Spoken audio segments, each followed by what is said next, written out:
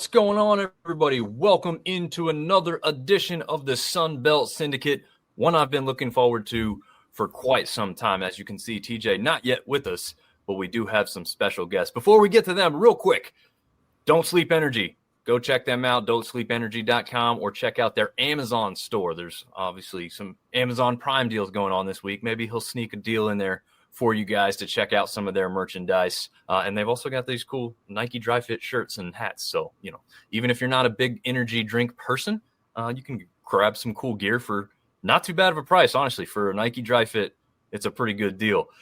Also, Phenom Elite. That's that P-looking logo there. They sell football gear, and now they are big enough to be in Dick's Sporting Goods. So definitely go check them out at your local Dick's Sporting Goods. This was a company started by an App State wide receiver. That's where the history between the two of us comes in. They threw us a little bone, and we're trying to help them out and get their name and image and likeness really out there in front of everybody, right? But I want to welcome to the show Tyler Hess, Tyler Castle from Tylers Talkin Sports. Lucky enough to meet these gentlemen for the first time in person just this past weekend in Boone. So, gentlemen, first of all, most importantly, how are you both doing tonight? Man, doing real good. Just glad to be here, man. This is awesome. Yeah, doing well as well. Cannot complain. We're making it through the week, so here we are. Yeah, and you guys are coming virtually from, you said Southwest Virginia, right? Yeah, Southwest Virginia, locally Lebanon, Virginia. So about an hour and a half from Boone. Hour and a half from Boone, and then if people know where Bristol Motor Speedway is, we're like 30 minutes from there. Yeah. Well, I know app fans definitely know where Bristol Motor Speedway is. Those people that are tuned in will definitely be aware of that one. Artie Cat's jumping in. Artie Cat, guys, is our resident Texas State fan. He comes to us all the way from down in Texas. And he says, hi, y'all. Just a reminder, nobody kind of cross it. I'm not sure of the reference there, to be honest with you, but nobody going to cross it? No, I thought maybe it was a backstory on that or something. Yeah, I was reading it. If there is, he'll tell us. He's our resident movie buff, our historian as far as film is concerned. Former military guy as well, so definitely one of our favorite fans to interact with. He's here literally every week. Him and a guy named Ben James, who's a big Arkansas State fan. So probably see some comments from some of them along the way. But I want to get everybody to get to know you a little bit better, including myself. You guys are football through and through. I know you're really sports fans in general, but what did you guys play starting out as kids? What made you so interested in sports? Castle, we'll start with you since you're kind of there in the center, and then we'll jump over to Hess. Yeah, sure. Started T-ball really when I was 3 or 4. So a lot of baseball. Loved baseball. Ended up going into all-stars on that. So really deep dove into baseball. I didn't play Pee Wee football until 5th grade. Played 5th grade through 7th grade. So did a little bit of football there, and then also did soccer and cross country and tennis, believe it or not. So played a little bit of everything all the way throughout high school. Was fortunate enough to make it to regions and state in some of those fields. So that was always fun. But yeah, just really all around everything sports. My sister, she was in sports, and she's older than me. So, I've always been at the field. Monday through Friday, every evening we had practice. She had practice, I had practice. So always at the field. Nice. Hess? Yeah, as for me, it's same kind of story there. T-ball starting out, but then it was baseball. I played baseball from T-ball all the way through high school, and then football from the time that I was able to play, put shoulder pads on. I played all the way through high school, was fortunate enough to play in some state semifinal games. Had a very, very, very, very brief college football career. Football. And then I did track and field my senior year as well. But I always wanted to play basketball, but I was always so beat up and tired after football season. I was like, I need a break. So, yeah. Nice. Where was the college football career at? It was very brief, and it was at UVA Wise, right about an hour and a half down the road, yeah. Oh, very nice. They got a good program there too.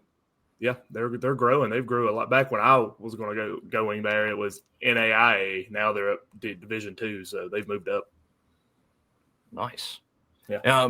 Did you guys know each other growing up. I mean, I'm assuming that's kind of where the connection was made, but I'm just, trying to assure myself and everyone else of that. Yeah, we our parents actually knew each other when they were kids. We didn't really know that till we got older, but yeah, we grew up side by side in the same neighborhood, right across the street from each other.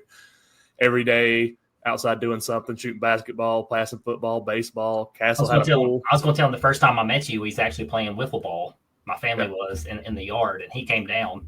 And to be honest with y'all, I didn't like Hess at first. I thought, he's stepping on my turf, trying to take my family's way I felt. So, well, that was the thing too. And I've always, Castle's younger than I am, so I always looked at him as like my younger brother. Me and his sister were in the same grade, but he was always like the little brother I never had. So we've been tied to the hip ever since. Yeah, 20 years. Nice. So, yeah, what is the age gap? Is it just a year or two?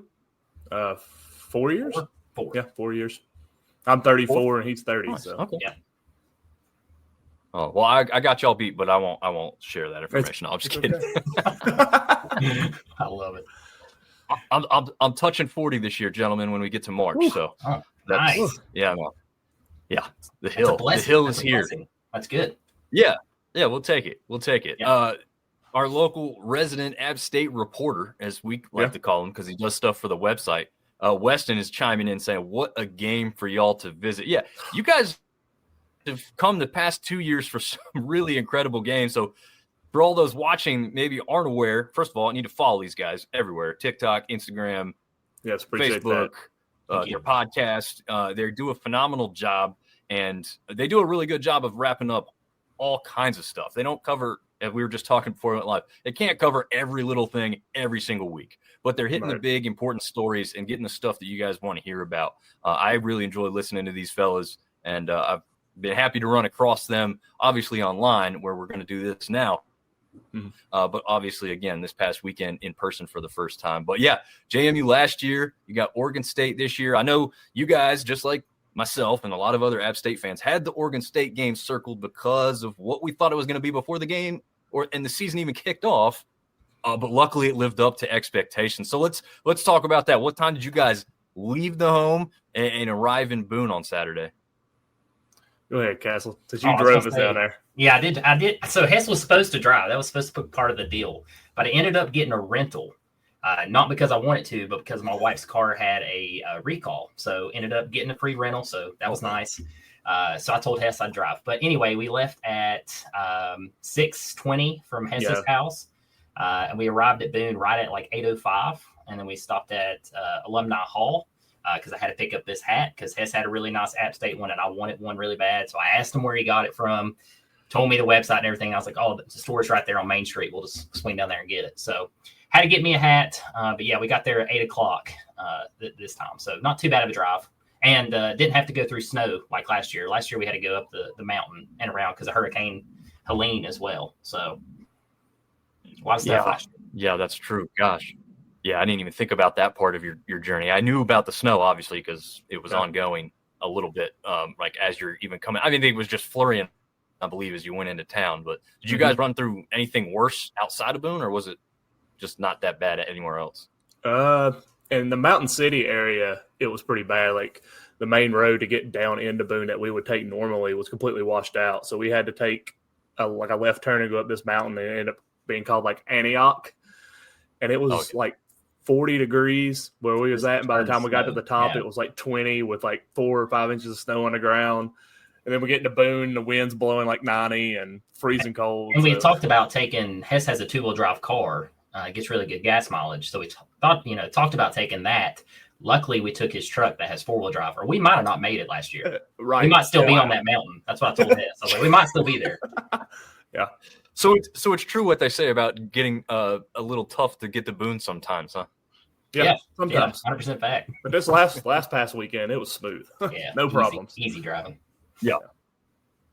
Yeah, it's I got it like I-40 almost all the way until I get to 421, 3-hour drive from here in Chapel Hill, but it's all flat, right? Like until you get to the hill after Wilkesboro and start going up pretty good. No complaints.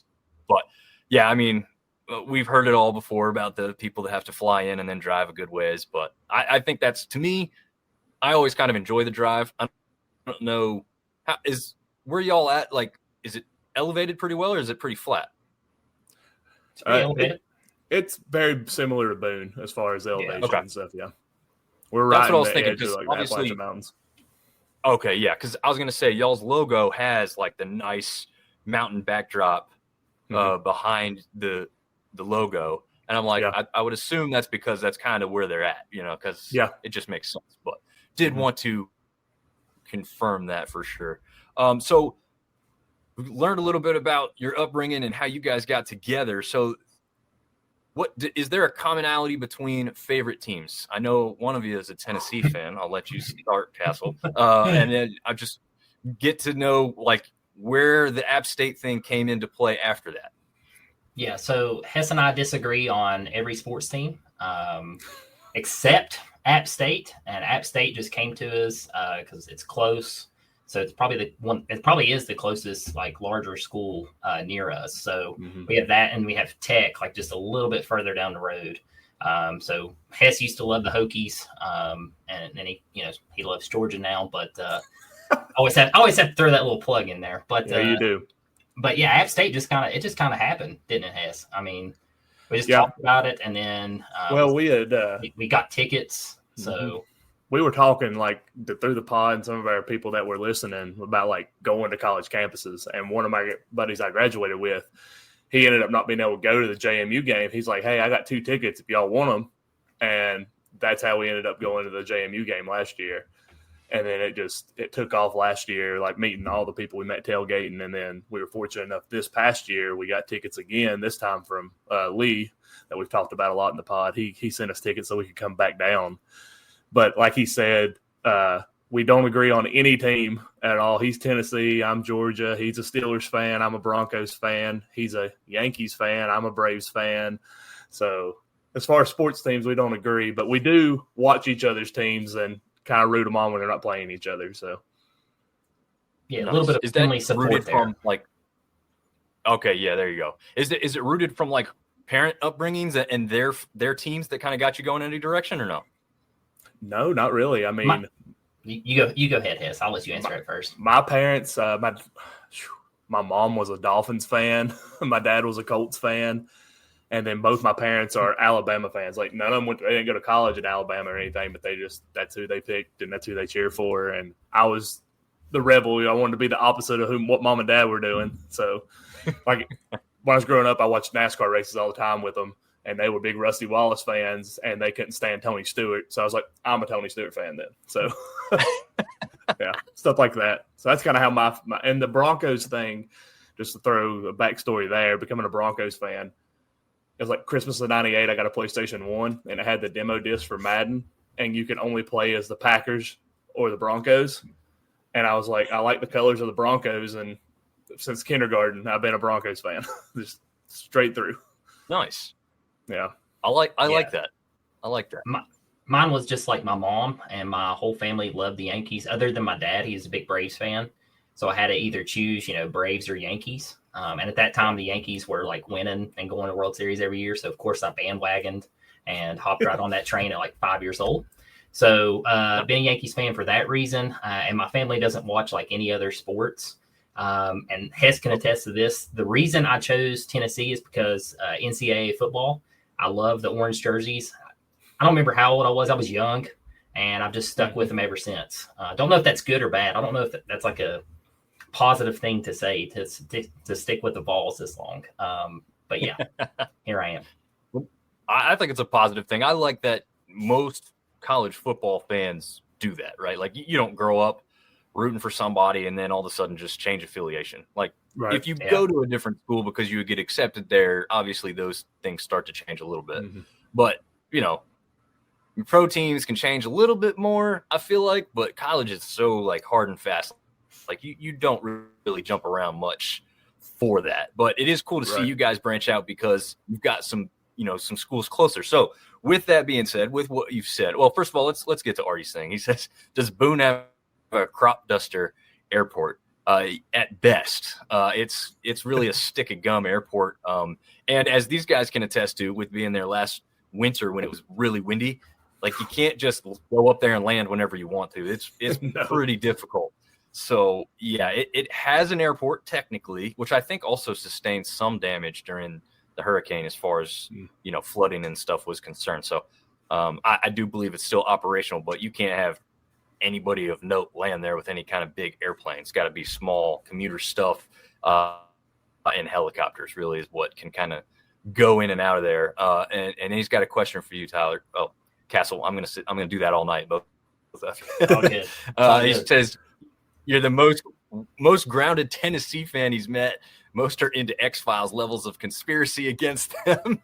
Whoa. Don't let him be all level-headed. Every time the Balls are playing, he's like, oh, the other team's paying the rest. Every time it's a joke. It's a joke. It's a joke. It goes to Alabama fans, If I could pull out some text messages during some of the heated moments of the Balls, he's level-headed here. That's the old Tyler. That's not this year. I'm mature. I hit my 30s, guys. I'm in my 30s. I'm mature now. There you go. Okay. Now. There you go.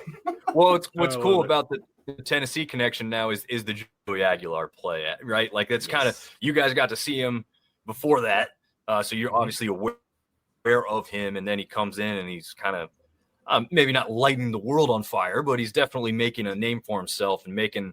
I know a lot. There's obviously a few in the App State fan base that hold it against anybody for transferring out. I don't, not in this particular situation, of course, right. Anyways, because it was a little bit different than your typical I'm going to go grab the big money type of thing.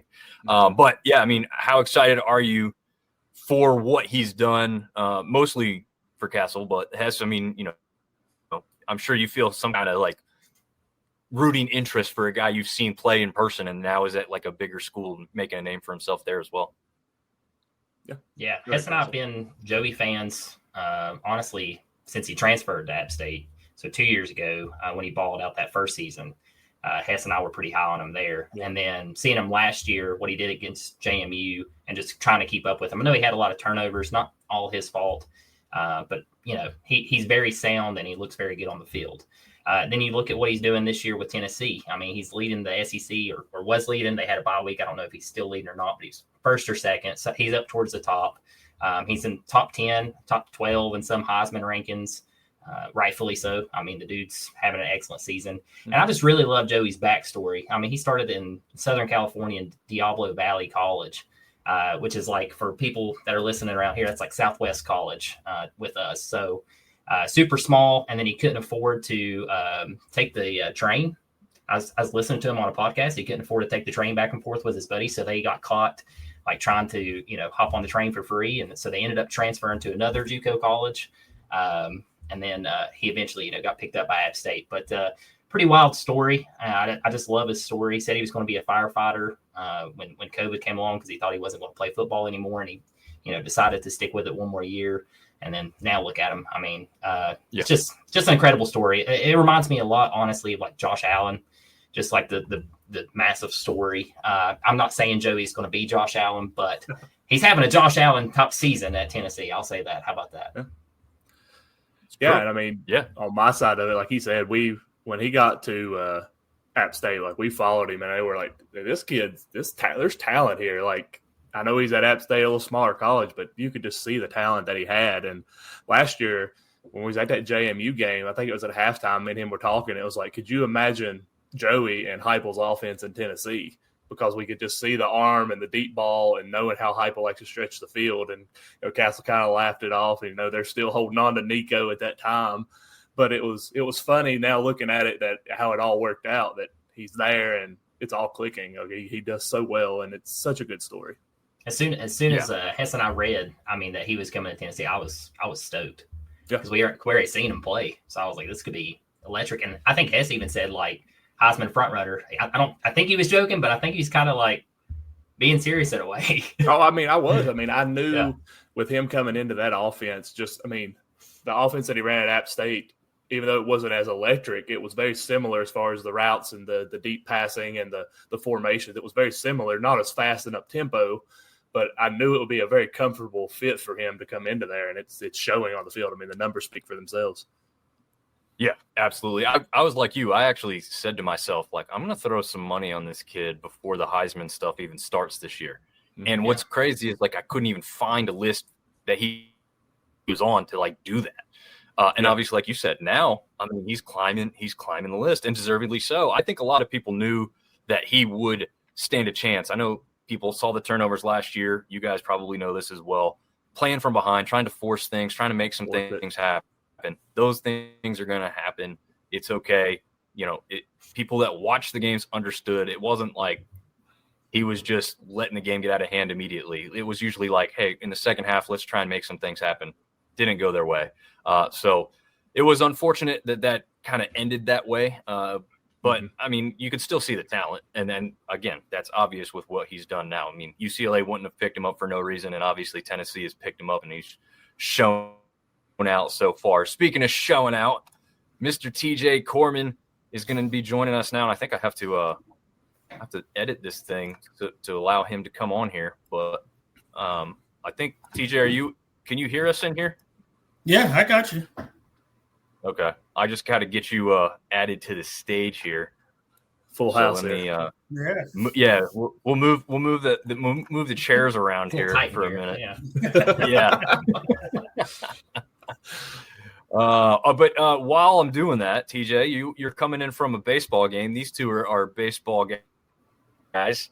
So did they win it tonight in extra innings, or did they fall here? So I was actually confused. It wasn't extra innings. We do play 6 innings, so we were fine. However, yes, we did win without having to go back up the bat, 9-7. So it was good. It was a good game. Nice. My son, which I'm always going to brag on, 4 for 4, 3 RBIs. Heck yeah. Yeah. That's what I'm talking about. He did good, man. Very He did nice. really well. Heck yeah. That's awesome. That's very nice. Some of the questions are going to pop up on the bottom of the screen here, but question: will Mark Sanchez do the butt fumble in prison? Oh It man. should be bronze in front of the stadium. One of the best plays in Jets history.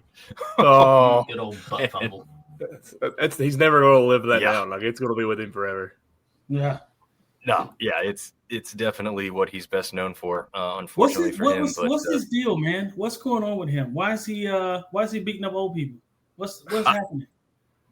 So, I mean, I guess the basic that I've heard from it is there was a parking dispute. I mean, this guy's like a trucker that got out of his truck, and I guess Sanchez was drinking or under the influence, and didn't like what was happening. I'm sure there's at least war of the words before all the physical stuff happened, and who knows why that part started. Yeah, but they say there's have not a whole lot of camera things angle. a 69-year-old man is going to say to make me punch him in the face. Are you kidding Right? me? I'm not punching a 70-year-old, bro. Like, what are we doing?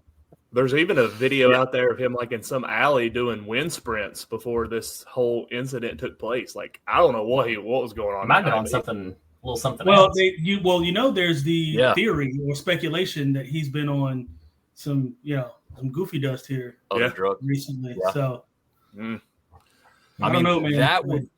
That would make more sense for the erratic behavior, right? But I mean, it's not excusable, but it would kind of be like, okay, so he wasn't in his right frame of mind. Like, right. Hopefully that is the case.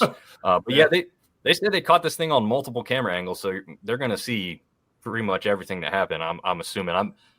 I would assume some of these cameras may have audio, but I don't know. I don't know where this exactly took place, what kind of alleyway it is with cameras, but who knows? Well, and in today's society, everybody's got a camera angle at some point, so eventually we're going to see the whole deal. Well, I mean, you saw the guy, like his face, and I mean, it was not good. No.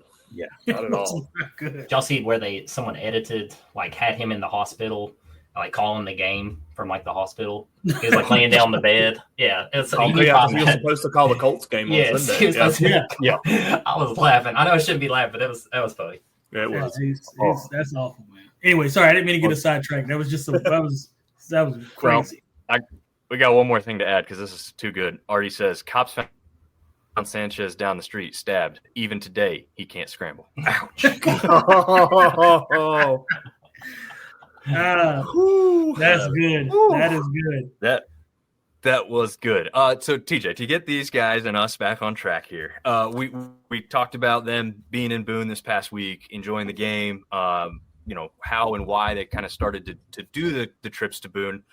So you guys aren't far from Virginia Tech as well, which also means you're not far from James Madison. Is there interest or intrigue to kind of going up there to Harrisonburg and taking in the game up there with the Dukes as well?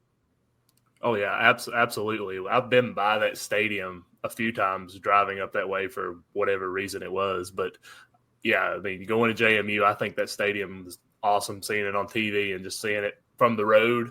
I just love to go there. And the way the Dukes are playing football of late over the last couple of years will be absolutely electric to be up there. Dude, it was loud back in 2007 when I played against them, or 2008, whenever it was. I mean, they've always had a good support system and a good group around their school. So, I mean, they play ball. They play ball. Yeah, I'd like you want to know how loud it was? Go ahead. I was going to say I want to go see them before they lose their head coach. I want to go see him there. Yeah, because he's gone. He's gone. It's a good point. It's a good point. I'll tell you how loud it was, TJ. The last time I was there, well, not the last time, but the first time I was ever there, even with the smaller stadium, might have had a little bit too much fun before the game actually happened. Was given a free ticket. I had driven up from Boone with a couple friends, given a free ticket, making my way in. Didn't ever make it into the game. Okay, and I was taking a little nap. Let's just say in a freshman dorm. I don't even know whose it was. To this day, I have no idea whose dorm room it was. But it was so loud when they came back and scored and won the game. You know how you guys had that last second punt that they didn't field, so you couldn't get the ball back one more time. And I guess they stormed the field right after. I woke up from my slumber when that moment happened, and I was like, "What is going?" And I was across the street somewhere. It was very loud. So you're right. They have a history and tradition of a good football culture there at that school. One thing that myself and I think a lot of other people want to see is that stadium be equal on both sides, because that's going to be intimidating. That's going to be a really nice looking, sharp place to see a game. It does feel a little weird now because, like, I know for last year when my dad and I went to the game, you're on the JMU visitors area, which is way up top at the highest point, and you're looking down and the other stands are so tiny looking and so far away because they're not kind of across from you. But hey, you got a visitor behind you, TJ. Yeah, 4 for 4, Mr. 4 for 4 himself. Nice. He wanted. Nice. He's Got all like, the guests Can I be on the show? And I'm like, you can come say hi. You can come say hi. You went 4 for 4. Yeah, he can come on. Yeah. I like it. If he went 3 for 4, I don't know, but 4 for 4. Yeah, that's awesome, man. Yeah, nice he work, got the win today, 9-7, and it got hairy there at the end. But made a couple good plays, and like I said, him going 4 for 4 certainly helped. So absolutely. All right, go take a shower. Get ready for bed. Shower. Yeah, time for bed. Yeah. Oh man, Artie's kind of simple best and worst stadium. UMass has to be the worst, right? There's so many ones that are just not great. I honestly can't say off the top of my head which ones that I would have on like a short list. Unfortunately, ULM in our conference is one that is just kind of like awkwardly built like James Madison, but in even a smaller sense. It's kind of like the App State kind of home visitor side. It's not completely rounded in. And then the one side is just way up, very the slope is very steep from the sounds of it, and then the other side is small, and then if there's not a whole lot of people there, it looks very, very awkward. Unfortunate for ULM, they don't really have the money to put into a great stadium of theirs. But what do you guys have any that are sticking out in your head that you've either seen or gone to that are just pretty bad? Honestly, for me, I haven't been to too many stadiums. I mean, I've been to several Tech games. I've been to Georgia, been to App State, been to Neyland, maybe 1 or 2 more. I mean, honestly, Neyland is not that nice. It looks really big, but I mean, I know they've been updating it, but I mean, the bathrooms were terrible, the concession stands, the walkways, terrible. I don't know why you don't like the troughs, man. I don't mind the trough. I'm just saying, come on, you're an SEC school, but the updates are there. I know they're coming. But I mean, you hold 110,000 people. I guess it's going to be a little cramped. But see, some of the seats in Neyland are 101. some of the seats at Neyland are literally steps. Like I went to a Florida game. I might have been with you when I went to that game. I was literally sitting on a step. So the whole game I was moving back and forth so people could go up and down. Yeah, that is true. Hess is not lying. It is old. It needs some updates, which they're slowly getting there. But on TV, I would say, honestly, I know it's going to come on TV out left field, but on TV, because I also been the same like stadiums Hess has been to. But I'm going to say Missouri. I just think something about their stadium just looks weird. That camera angle there on TV. There's something about Syracuse. It might be really nice. I don't know. I don't want to throw too much shade, but on TV, it doesn't look that nice. I can tell you an awful stadium, and that was Candlestick Park before they got, I guess, the new stadium. Dude, I went there back in, what was it? 2011, and I saw Brian. That was Brian Quick's first touchdown. He was playing for St. Louis. He was playing for the Rams at the time, and we went. He got us tickets to the game, and we went. And the whole stadium, like, it shakes, like it was literally like the stands were moving, and like that's how old it was. And I was like, I got to get down, bro. Like this, I don't feel good about this at all. But we stuck it out, and glad we did because we saw his first touchdown. But that was a terrible stadium. Sure. Okay, Candlestick. Well, yeah, that new one is quite a bit better. Although that's got a little bit of a weird design to it too. I feel like it does. Yeah, but anything's better than what they had. Yeah. Are you saying that they carried me in around JMU like a goalpost? They could have, honestly. Probably could have. Probably could have. Says UMass's high school level bad. Yeah, I mean, there's probably high school in Texas that have a much better stadium than UMass does. Texas, Georgia, South California. Yeah. Yeah, exactly. Brian Long asking, have you guys been to Coastal? I believe the Tylers have not. That's a pretty long journey, but you and I, TJ, have been to Coastal. So let's start with you, TJ. What are your thoughts on Coastal Carolina's stadium? Yeah, I don't mind Coastal Stadium, especially the end zone where the student section is. And I think I told you about this, Dominic, when I first time I went there, postgraduate, I had a couple of my rings when I was walking by them because I was going. I wasn't sitting in the stands, I was standing on the sideline, and the kids were just like talking trash and just calling me everything but a child of God, essentially. And so all I did, and what was funny was, luckily, one of the rings that I had on was on my middle finger.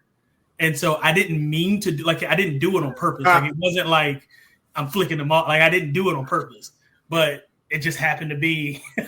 Yeah. And so I pointed to the ring while giving them the finger, and it was epic, dude. It was.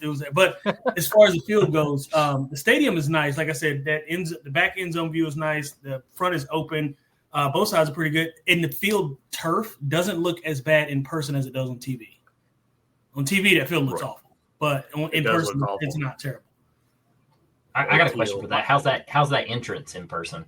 Like when they come out? Yeah, it's not bad. I mean, it's not awesome. It's not like, honestly, App State's is better. And obviously I'm a homer, so I'm going to say that anyway. But it's better. But I mean, it's good. I mean, it's a lot better than most schools. But comparatively speaking, I mean, it's better than, I'd say it's better than Georgia Southern's, and Georgia Southern's is pretty good too. Yeah. Okay. As far as the I'll tell you this, TJ, you weren't there, right? But and I don't know how much the Tylers were catching on to this, but App State royally messed their entrance up this past weekend. It was not done appropriately at all. It looked like they just kind of walked out. Like, I got a video of it. Like, it wasn't. I don't know. It was something off with it. It looked delayed. I think with the zip line, maybe it threw them off a little bit. Oh, probably, yeah. Because I did see the zip line. Exactly it. Which is funny because that didn't even take that long, right? Like, I mean, it looked like it ran exactly how they wanted. He jumped off, came down pretty quick, unhooked pretty quick, got the ropes out of the way. But then they started, I think like they started the video, if I'm not mistaken, and like 5 seconds into the video, here come the fireworks and the team. And now the video that they've, set up to bring everybody out onto the field is just like not being heard by anyone anywhere, which is disappointing to me personally because Darrington Evans was one of my favorite players to watch. And he was, in and out of the NFL on a bunch of different rosters here recently. And he's the one doing the voiceover and, doing the video. They've put, time and effort into making this thing. And you didn't even hear hardly anything of what he said. Right. He did bring back Welcome to the Rock. A lot of fans were mad about that, but the Sean Connery little goofy thing, but it's been there since I can remember going to games. And so they brought that back for the fans that had missed that. But yeah, I don't know. Let's see. G. Will saying, am I listening while still at a Caps home opener? Come on. Nice. He's at the Bruins Capitals hockey game and he's still listening. That's a real awesome. That's dedication. That's a real And we appreciate there, yeah. And G. Will's awesomely enough was on the Monarchist podcast. So he's a big ODU fan, which we know how well they're doing. Nice. So we're going to jump into that next because I want to cover that with these guys. Warren, our Troy fan, saying not as good as Troy's as far as I think that's probably due to the Coastal comparison. And then we'll get back into Artie's questions. But let's jump over to ODU quickly while we got onto that subject. What was your favorite, maybe, guys, before the season started, or if you had one? And if you didn't, who is it now? Because it looks like it's probably ODU for most people. But, you know, we got the App State lean over here. So we'll see if there's any kind of different answer thrown out from either of you. I believe when we did because we covered the Sun Belt in our college preview, I'm pretty sure we both went with Southern Miss just due to the coach change, Charlie Huff down there, the transfers brought in, kind of what he was going to bring to the table. And they're not playing bad football, but I don't think it's been as what they expected fully. But now looking at it, I want to say JMU because, you know, Virginia. I would love to say App State, but I mean, I'm going to be honest here. I don't think they're there. Yeah. But ODU looks really good. I mean, they lost to Indiana by just a touchdown or maybe 10 points, something like that. 14-27, yeah. Yeah, it was real close there. But on the west side of the Sun Belt, though, don't sleep on Troy. Troy's going to be making some noise. They got their schedules favorable, and I think you could see – personally, I think you'll see ODU and Troy in the Sun Belt Championship. Wow. I like that take. I like that. That's I like a that. hot take. I'm with you. Yeah. I was not necessarily high on Troy coming into the season. When I did my predictions, I was telling TJ this before too. I was like, this schedule, just like Hess said, I mean, he knows, again, these guys know what they're talking about. Give them a listen. But Hess is talking about something that was real, is that Troy's schedule lays out very well for them. And I was surprised that the Troy Boys podcast, who we've had on this show many times in the past, none of the three of them were very high on what they expected out of their team this year. But I was high, and they thought I was crazy. I'm glad to see Hess agrees with me on that one. I didn't know if I had them in the championship game. I'll say that. But I definitely had them finishing up towards the top of the West with every bit of a chance to get there. Castle, what were your thoughts before the season started on the Sun Belt overall, and maybe who your current favorite is now? Yeah, I mean, like Hess mentioned, we both had Southern Miss kind of winning it all. I mean, I got the stats pulled up here. They are currently first, which 3-2 in the West Division. But, yeah, not leaning that route now after getting into the season. I mean, definitely top two picks for me in the East is ODU and JMU. Obviously, I think JMU is very good, but Old Dominion beat Tech. I know it's not saying a lot, but I mean, Tech's pretty tough squad. So, yeah, I'm going to go JMU probably to win it all. And then, of course, I would love to say Arkansas State one day with Butch Jones, but that's a ways off still, maybe a couple of years. Brick by brick. Brick by brick. Yeah. Yeah. I know that the A-State fans, the Red Wolves fans have been clamoring for that turn to really happen, and they have a kid in Jalen Rayner from Winston-Salem, North Carolina, who, you know, was putting them on that trajectory. They just had that big win against Texas State this past week, you know, 31-30. That missed extra point came into play big time, which was kind of a crazy finish in that one. There was 41 fourth quarter points in that game alone. So It was nuts. It was fun to go back and watch that one for sure. But yeah, then we'll see. I think G. Wills is giving me a hard time maybe on who's this guy with the ODU stuff. We'll see.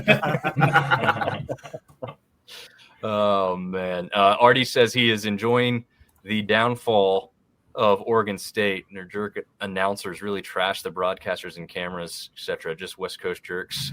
They'll be in the boat soon enough as well. Yeah, I mean, we know Texas State is going to go out there and join them. So Artie's going ahead and getting a head start on the Beaver hate over there, which is fun to see, right? Like, got to keep that stuff going. And he says the G6 is proving a lot harder than they thought it would be. Now you have to hustle and be talented evaluator of kids that aren't just going to show up now. And TJ, you talked about a guy who came in transferring to App from LSU while you were there. So just make a quick note of that. Like, just because some big names coming down to the G5 or G6 level doesn't mean they're going to be a really great player, right? Yeah, absolutely. It happens all the time, man. I mean, we had multiple transfers that came in and really had almost, little to no impact. We had I'm not going to say anybody's names, obviously, but we had a transfer from Clemson. Didn't really pan out. We had a transfer from obviously LSU, who was just horrible. Transfer, Boston College. We had transfers. We did have 2 transfers from Wake Forest, the Olabar brothers, they ended up being really good. But yeah, we had. It doesn't. Talent is talent, right? And it's the difference. The biggest minute difference between a P5 or now P4 and a G6 is 15 to 20 pounds. That's it. Yep. That's really it. Yeah. Because if my offensive guard is 285 and Clemson's offensive guard is 315, that's obviously huge size difference. However, that doesn't make you better or stronger or faster. We might have the same measurables in the weight room. The only difference was you were a little bit more heavily recruited because of the school you went to and how big you were, right? I mean, my pro day, just as an example, had the same exact measurables as Hakeem Nicks. And he was drafted and I wasn't, except obviously height. But apart from that, same measurable, same 40 time, did a little bit better than him in the 225 rep test, same vertical, same broad jump, same everything. He's just 6 foot and I was 5'9". So, you know what I mean? So that's the difference is a couple inches and a couple pounds. I think me and Cass were talking about that Saturday at App State. We was looking at the App State, like defensive lineman, offensive lineman. It's like, gosh, these kids are really big. Like, you would think you'd see them maybe at a bigger school. And I think I said the exact same thing. Like, this dude's 6'7", but he weighs 280. But the dude who's at Alabama is 6'7", 315 pounds. They just don't want that big. That's the difference. Yeah. No, it doesn't mean he's any slower, faster. Can't block as good. He's just not size. That's crazy. We're saying 6'7", 280s. Like, I mean, my gosh. I'd like to be 6'7", 280. Me too, man. Golly. I wouldn't be here. I'd be on Sunday playing on Sunday. Yeah, I would be here as well.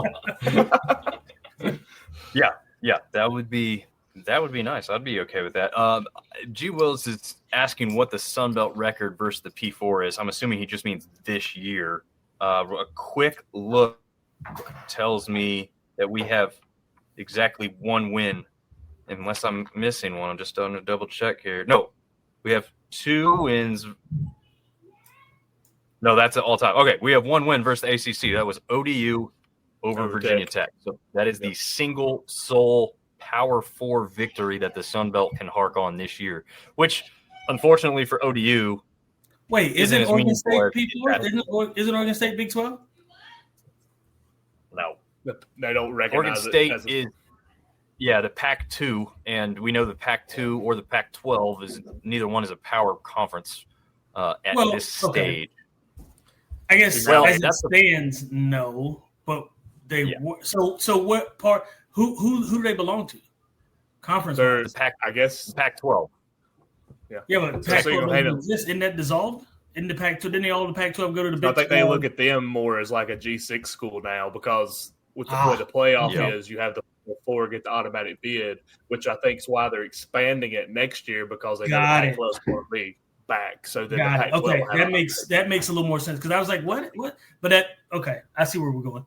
Yeah. So in a way, I guess they're kind of like Notre Dame. I hate Notre Dame so much. I hate Jordan. Like find somebody to belong to. I'm glad you said that. An ACC schedule, but you're not affiliated. Like, who do you think you are? Why do you get to do those things? And then you're just like an automatic bid every single year to get in the playoffs because you win 11, 12 games or whatever, or 10 or 11 games or whatever it is.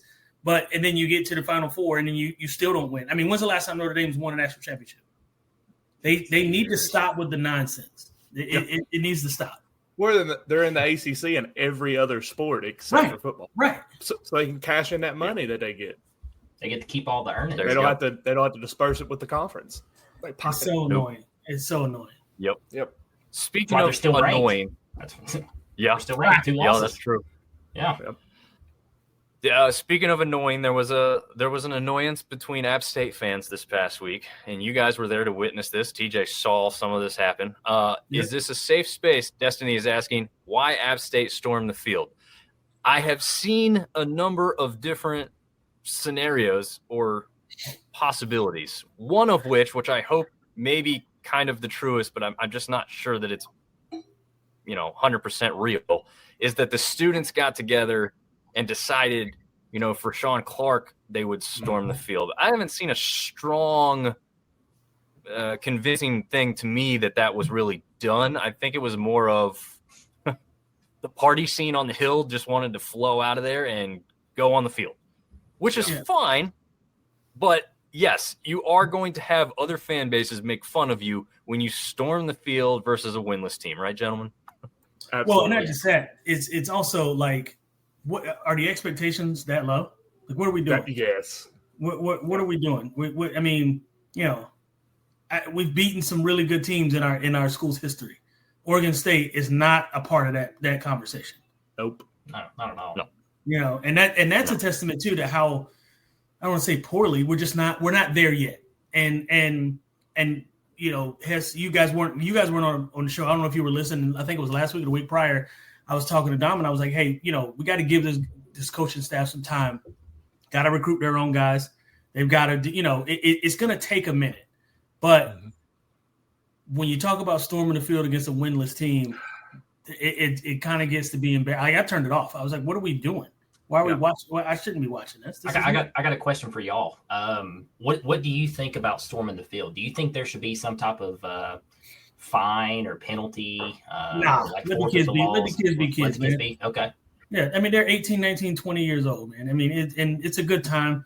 Obviously, there should be some parameters, right? Like, if they know that it's going to happen, like if it's a, unranked Auburn beating, number 2 Alabama, and they know it's going to happen, tighten the security, do all those kinds of, be prepared for it, right? Like, don't let it sneak up on you. My question on that was with the UVA game where the wide receiver Squirrel White was laying down and they was out on the field immediately. Yeah. So I was curious, what you thought on that. Yeah, I'm with you and TJ on that. Like, you got to do something to be better prepared. In that specific situation, I don't know if anybody could have gotten there fast enough. That was as soon as the play was over. That's what I'm saying. Like, don't be reactionary. Like, know that there's a possibility. Like, if you've got a ranked school versus an unranked, know that is a possibility. There's because back in, I think it was 2007 when we beat Delaware, we beat the hell out of them in the national championship in Chattanooga. Like, fans started jumping down out of the stand, and we got a little flack for it. People were upset, whatever, rightly so. I guess, I don't know, maybe you don't celebrate a 42-21 victory, whatever. But also too, don't let that moment sneak up. It's a national championship, guys. Right. Like, don't be reactionary to it. I kind of look back. I think it was last year. Ole Miss was playing somebody, and they rushed the field.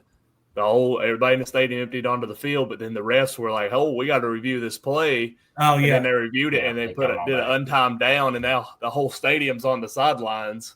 So I'm with you guys. Like, I think there needs to be okay, there's a possibility here. Let's tighten it up. Maybe find some way to say, give us 30 seconds for the game end, and then y'all rush. People need to storm the field like Hess and I did at Alabama and Tennessee last year. We waited until everybody was already out there, then we went. That's a smart thing to do. Yeah, we waited for 20 minutes. Yeah, that's how I stormed the field. In fact, the one TJ's talking about, I was there when they beat Delaware, and my brother went down.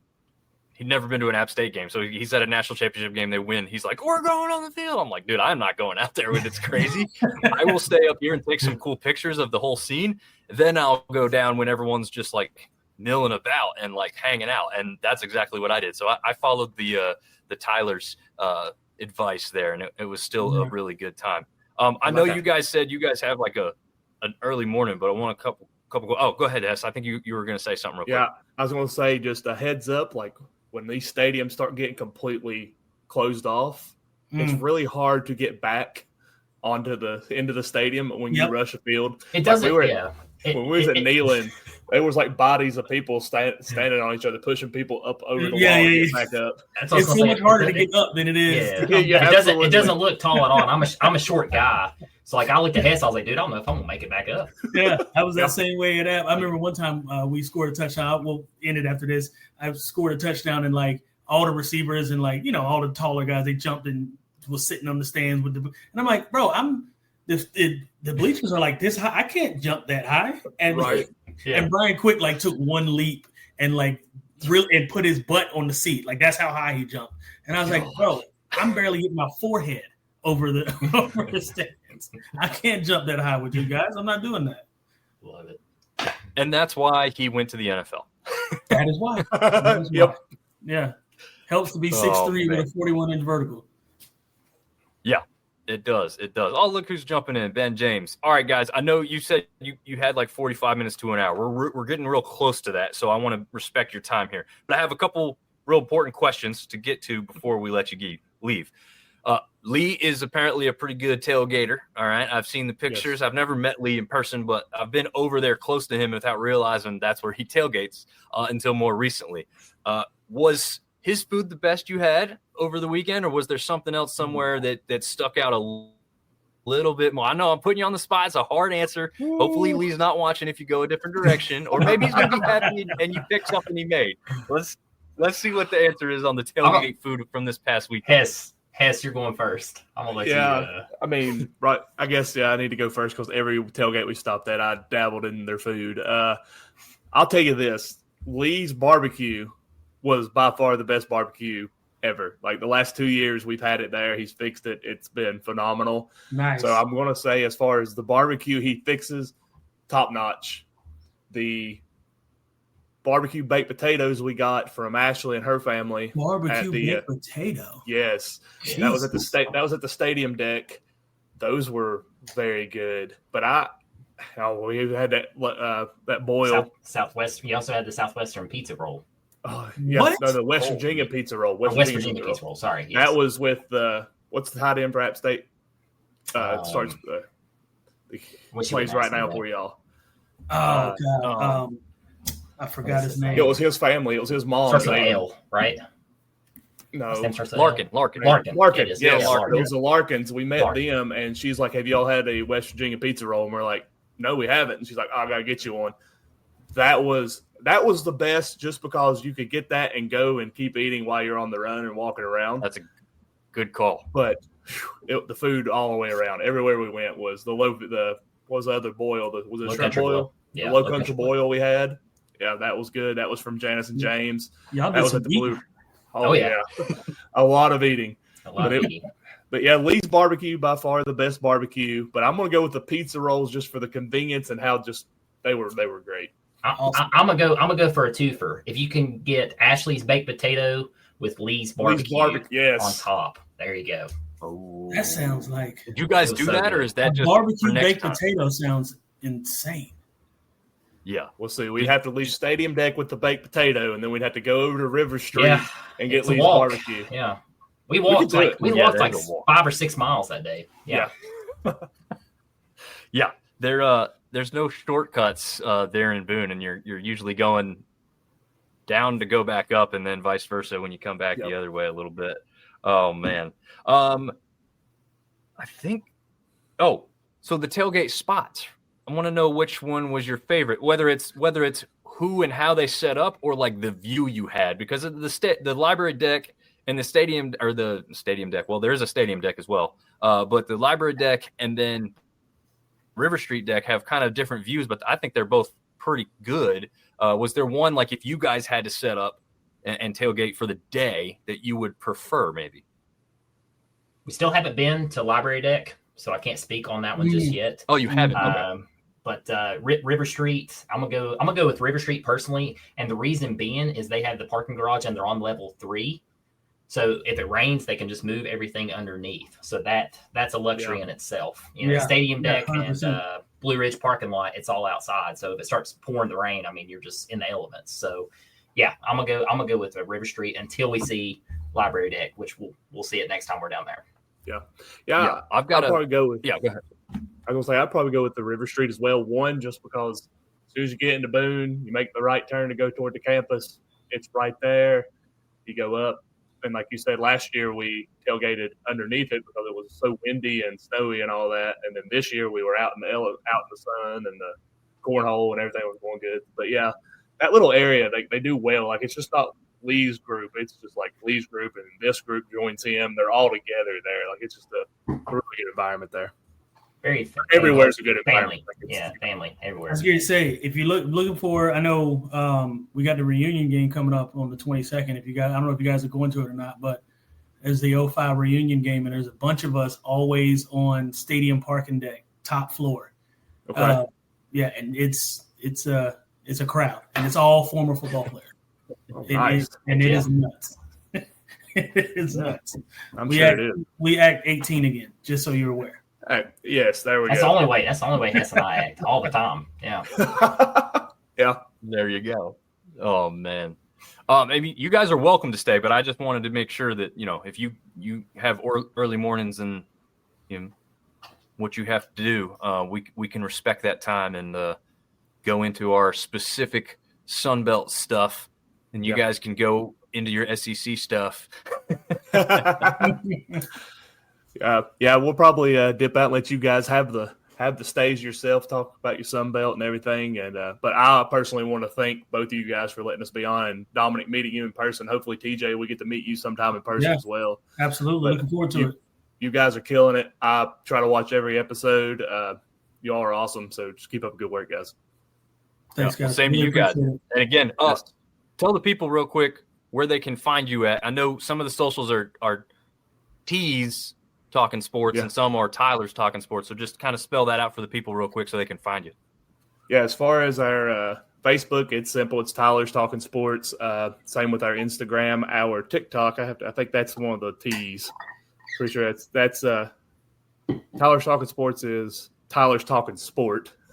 Not they get to put the S on the end of that one. That's the one that's really different. And then YouTube is Tylers Talkin Sports as well. So everything's Tylers Talkin Sports except for no G in that talking. Yeah, it's talking. We gotta get that Southwest Virginia twang in there. So, but yeah, awesome. Yeah, there you go. The one I'm thinking of that I was referencing that was your X or Twitter account is T's the Twitter. Yes, the Twitter. And I know that because I went to tag y'all today, and I'm like, I'm typing their name how it's supposed to. I'm not putting the G in it. I'm spelling it right, and it's not popping up. And then I Googled it, and I'm like, where am I going wrong? And it was because it was T's because it's too long, so you had to shorten it. So, But yeah, go find these guys. They're awesome. Yeah, as you can see, if you're watching visually, the camera game is immaculate. We're gonna get TJ to step his game up over there with the camera game.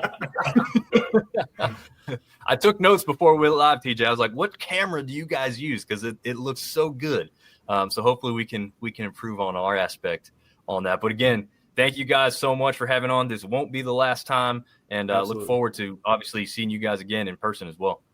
All right, guys. Thank you all. Y'all have a great night. See you guys. Y'all take care. See y'all. See you. All right, TJ, let's go to old school setup here. 1 and 2, maybe. Since we've gone an hour already, we won't roll through all the stuff that we typically go through. Artie Cat said he was going to have a ladder for you in the end zone, TJ. I needed it. Ben's jumping out. He says, Missy, this is our true fans, man. He went to the A-State coaches show with Butch Jones, and obviously they were talking about the Texas State game. So Butch Jones with some good answers tonight in person, he said. And look at this, Artie Cat is trying to step his game up with you, TJ. He once smoked a brisket so tender, scientists declared it a new state of matter, and its smoke was the shape of the Alamo. That is golden. Ben wants to know how your thoughts on the Red Wolves upsetting Texas State. I'll say this. I didn't see it coming. I don't know. I'll simplify mine, but I didn't think it was going to happen. No, I'll keep it simple. Yeah, did not see that coming at all. Quite honestly, I didn't watch it because I didn't see that coming. That's how far removed I was from thinking that was going to be a possibility. Yeah, but yeah. These things happen, man. I mean, it happens all the time, and that's we talked about this. I think it was last week or the week prior. Conference play is so different because all these teams know each other, right? And regardless of, especially East and West, those teams, because you have to play each other. East plays the East, West plays the West, like they have to. So it could be the worst of the worst going against the best of the best, and you catch them on an off day, anything can happen. And that's the beauty of having the conference that we have, is because, out of conference games are great and it's nice and it's fun to win them. But when you start getting in conference play, that's when things get gritty. And that's when teams you gotta bring your A game every single week, and you can't go to sleep on anybody. No pun intended, sleep energy drinks. There you go. Look at that, TJ, wrapping it back into the sponsors. I like it. Case in point, not only did we have that on the west side, we had a JMU team struggle to beat Georgia State 14-7. It was tied going into the fourth quarter. Like that's kind of like what you're talking about. It's another example just on the other side of the division with, you can't just predict these things. I think a ton of people would have said JMU was going to blow them out, and it did not happen. No. I'm going to give you the option here, TJ. Would you want to go through any of the, graphic stuff? You want to hit the plays first? Let's jump into some plays. We got a couple of plays we can get into. Yeah, let's jump into some plays. I like it. Let me put this up on screen for us. It's weird. Right here. It's funny having already been on here an hour. Well, I was on for 45 minutes. I know, right? Yeah.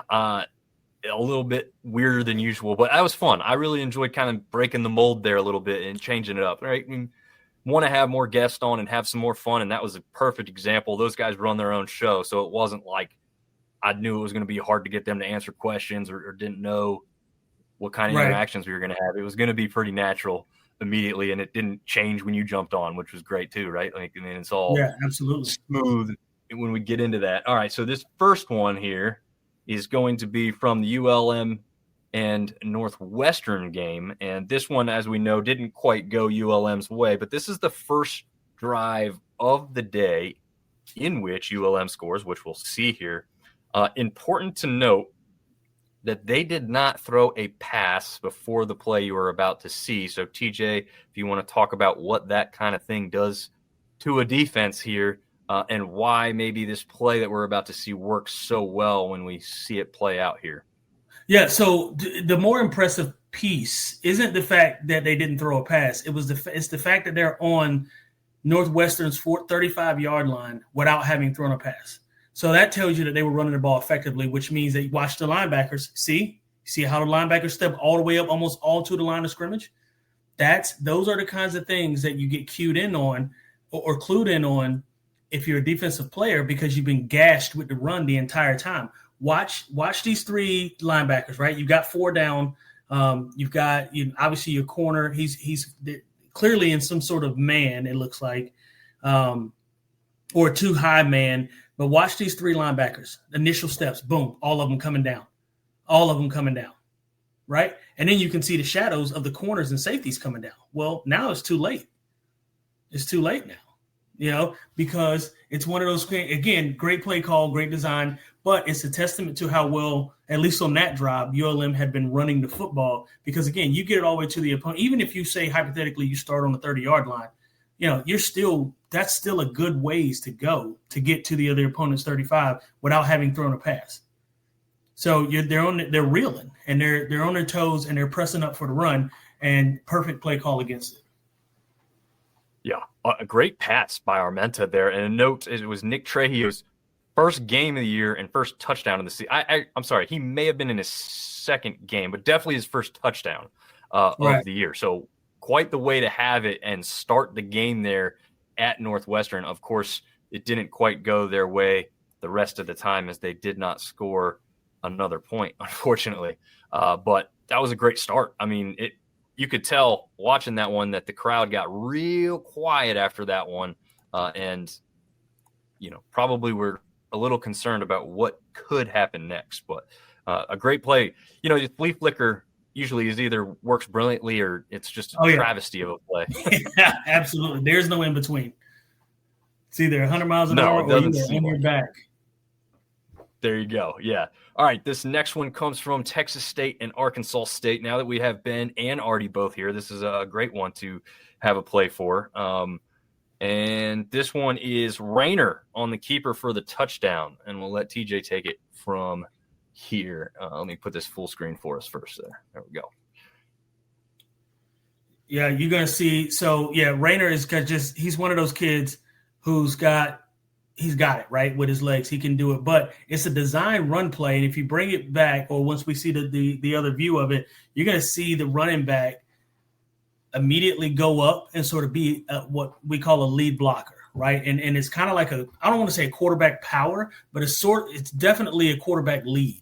And you've got your running back. He's going to come in and immediately pick up that. He's going to go next level, right? See him here, drop next level, boom, pick up a linebacker right there. Make a great block. C5, make a great block. And that's the block that got him in the end zone, right? Because if he doesn't make that block, he's tackled, which, again, still would have been first down or in a really good game. But that's the difference between first downs and touchdowns. First downs are awesome. Touchdowns win your football games. And that's the biggest difference. Again, we'll watch it one more time because you're going to see that stand up outside in. He's going to play off, right? Because he's like, oh, I'm dropping back for a pass. And you're giving yourself – now you've outrun it. And now look at 5. Great block on 3. Jalen Rayner set it up perfectly. Reservations for 6. I do have to ask you one question here, and I didn't pick this up until like the second or third time I watched it. But the defense here at the very end, it looks like he could have taken a nice shot on Rayner while he was not yet in the end zone to maybe cause like possibly a fumble, at least put a big lick on him. I think it's 7 for Texas State. Let me see if I get the number right. Right here. He kind of, 7. Just looks like he let up. I didn't even notice that until you just said it. He let up a little bit. I mean, listen, if I'm watching film, if I'm a coach watching defensive film, I need to know what happened. I need to know why he didn't try to make that tackle. Because at worst case, even if he still scores, that too. Yeah, I'm wondering that too, because I'm just like, man, it looks like that was a clean opportunity to hit. Now, my only thought process is he's running around at that point. He has no idea how far into the end zone he is or isn't and didn't want to take a penalty. But I'm taking that shot anyways. I don't know, because it doesn't seem dirty, right? It looked like he was going to hit, like a tackle was going to come out of it. And not only that, if it's a penalty, he's going to score anyway. So what difference does it make? Exactly. And why would you not? Wouldn't you rather risk a penalty and give them the ball on the 1? Maybe they score, maybe they don't. But risk a penalty, risk getting a stop and get the ball, give them the ball on the 1 rather than give up 6 points. Yeah, I would say the same thing. Ben's thinking he didn't want to get ejected for targeting, and again, that's kind of what I'm thinking. That is like, but quarterback's not protected. I don't know. He's not. Quarterback's not protected at that point. He's a runner. Artie Cat making kind of the same thing because of the position Rayner put himself in. It could have been a helmet to helmet easily. I could see the argument, but to me as a coach, I'm telling that guy, run through that play because, like you said, TJ, he's considered a runner. Also, I think didn't they put some type of language in there that if like the guy changes levels himself at the last second to cause the helmet, if the runner changes levels at the last second and it's unavoidable by the defensive player, then it is not targeting. Also, too, if the defensive player, if it's helmet to helmet, but if it's not the crown, right? If it's not the crown of the helmet, it is not targeting. If it's the forehead or below, it is not targeting, right? So all you got to do is tackle with your head up. I mean, that's fundamental football anyway. Right. Already saying kudos to that huge Red Wolves crowd. They made all the difference. New home of the 12th man. Yeah, I mean, I will say this. He's also saying, cue the Texas State clown show. Yeah, the last drive there was what a lot of Texas State fans couldn't stand. I'll take this away for just a second, but the crowd was extremely sparse, and it makes a little bit of sense. They were 1-4 coming in, right? You're not going to have a huge home crowd, but you would still hope you have a little bit better of a crowd than you did. And then Butch Jones kind of doubled down on that and said, for those of you that weren't here, you missed one of the best games in A-State history, right? And they probably did, right? That fourth quarter was like the one, TJ, that we saw with App State and UNC where they just scored, 40-plus points back and forth, and then your team ends up coming out on top. I mean, that's pretty cool, and definitely something that people missed out on if they hadn't gone in there to see that one. But, yeah, hopefully they can garner some more fans there soon and see what that can get them in that regard. Let's jump over to the players of the week. And some of these are going to be pretty obvious. And I believe this is our first two-time player of the week. This one is Colton Joseph for offense. 17 of 30, 315 yards, 4 touchdowns. That was just through the air. He also added 7 carries for 66 yards and a touchdown. That is an average of 9.4 yards per carry as a quarterback. So extremely dangerous against Coastal Carolina. I mean, just the guy's just continuing to do what we've asked and thought that was possible, which was evolve in that offense. We knew he had the legs. We knew he could run the ball. Can you throw? Did the wide receivers help you out more? The answer is obviously yes, right, TJ? Yeah, 100%. I mean, anytime you get that kind of production, I mean, it's you're answering the call, and it sounds like he's the guy now that we can, if we're ODU, I can put my offense on and we can climb on his back when things get tough, and he can carry us the rest of the way. And that's what you want out of your leader. That's what you want out of your studs. Your best players have to be your best players, and maybe they aren't the best players every night. But they have to be the best players when it's time for them to be the best player. And he, so far, 2 weeks in a row, has shown us that he is the guy. Yeah. And this is a fair point by Ben. He says, why wouldn't Rayner be offensive player for y'all? And his point is he went 20 of 20 to end the game. I think 5 of 5 on that very last drive, but 20 for 20 overall throughout the ending portion of the game. To me, the whole reason is, that was a great, if anything, he's runner-up immediately. But to me, it was Joseph being that guy from the start to the finish of the game, leaving no question, being completely dominant all the way through. Now, Rayner was really hot. Yeah, go ahead, TJ. No. I was agreeing with you. I'm saying that's the difference because, listen, when a going gets tough, you heard the cliche before, the tough get going, and that's what Jalen Rayner did. He was absolutely phenomenal when it counted. But I want my quarterback to be phenomenal the entire game. And I want you to do that on a consistent basis all the time. And that's what Colton Joseph does. There's no shade, there's no knock on Jalen Rayner. But what Colton Joseph did, quite honestly, was really unmatched by the entire conference. Yeah, exactly. This one stood out above pretty much every other performance, to be honest with you. If you just wanted to pick one player, didn't matter if it was offense or defense, just your best player of the week, it's still Colton Joseph for me. That performance was just special. And Artie's saying, it's going to get tough when he hits the transfer portal. And to know he is a California kid, so he is far from home. So we'll see if that comes into play. I will tell you this, ODU should not be slept on as far as funding the team. They've got some money in the background there. They may be able to do enough to keep him. Will they keep the role players that will improve and help him throughout? So we'll have to see if that continues when we go into next season. But we're not there yet. We're going to continue talking about this one, Defensive Player of the Week, Devin Lafayette. But don't get it confused. He doesn't play for the Cajuns. He plays for the Trojans. He had 19 total tackles on the day, 9 of them solo, which is better or more than most of the other defensive players within this conference. And then, of course, like I said, he had the 19 total. So it's just a day. I don't think very many other players were even in double digits, if I can remember off the top of my head. Maybe 1 or 2 in the very, very low double digits. This guy almost had 20 in one game. Complete standout, but also because of how important those tackles were with how close of a game, that overtime game, that Troy won against South Alabama to claim that victory of Battle of the Belt. So, TJ, thoughts on Lafayette here getting the Defensive Player of the Week award? Yeah, no, I mean, I echo everything you said. I mean, the kid's a stud. And this isn't, if I'm not mistaken, this isn't his first Player of the Week game, is it? I think this one for him is, yeah. But I mean, look, like you say, you can see on the graphic there, he is a captain of this team. So I do not find it surprising to see him a couple more times throughout this season, especially if Troy continues their good play and gets up towards the top of that western part of the division. Absolutely, 100%. We had Ben James saying special teams player of the week should be the A-State long snapper. Well, we'll give you the next best thing, Ben. We've got your punter, Jackson Waller, the SMU transfer. Look at that punt, man. It's a rocket, literally. Look at that graphic, dude. Look at you.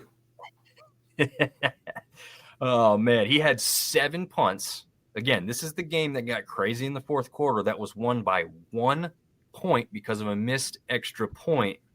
But he had 7 punts for a total of 278 yards, almost averaged 40 yards per punt. It's 39.7, but probably one of the most important stats of the day, besides his 57-yard long punt, which was pretty dang good. He put 2 of them inside the 20 and had caused Texas State to try and drive the length of the field. And again, in a game that was won at the very end by 1 point, those types of plays become very meaningful, right, TJ?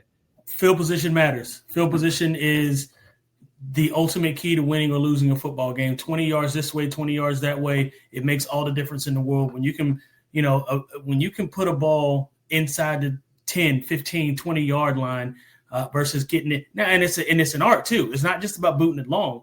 It's about being able to make sure you get it inside the 20-yard line without it going in the end zone. So there's some art to that as well, because now you're giving up field position in that regard too. So no, all of it matters, and it's a game of inches, one way or the other. Yeah, absolutely. In another game of inches play, the freshman player of the week. Look, it's always kind of hard to pick a freshman because you see certain stat lines and they stand out, and you click in and you're like, what year is that guy? I got to look this up. Right. And they're rarely ever freshmen. Well, this kid stood out at the very last play of the game for App State and was the reason that the interception happened, because he took down what was, in my opinion, the Beavers' best player all day in Trent Walker, the wide receiver out there, who caught everything that was thrown to him pretty much. He actually even caught this pass. I was going to say, he caught this ball too. Yeah, exactly. Juan Burchell nails him, drills him. In fact, the picture of him in this graphic being smaller, but he is up in the air like that, like he's sitting in a chair. That's how hard he hit this dude. Can't see straight out of his helmet anymore because it's jacked up coming off of his head. That's how hard he hit him. That causes the ball to bounce up. Zaire Gamble ends up getting the game-winning interception, taking a couple steps before going down. But it was the hit of Burchell who caused this game to be won for App State and finalized that victory. He had 3 total tackles, one of them solo, one of pass deflected or defended, I should say, but none more important than that last one. And the speed and the tenacity of which he delivered that hit, which was clean also, by the way, so clean, in fact, they did not even review it for targeting, even though many in the stands thought they might. But it was clearly to the chest, nothing wrong with the hit, and just an amazing finish. I've never seen a finish like that, right, TJ? I mean, have you seen a game end like that one? No, I've never seen a game end like that. And that, to your point about it being clean, that's what I was going to bring up. It's not, to me, so much the hit and the dislodging of the ball. It's the way it was done.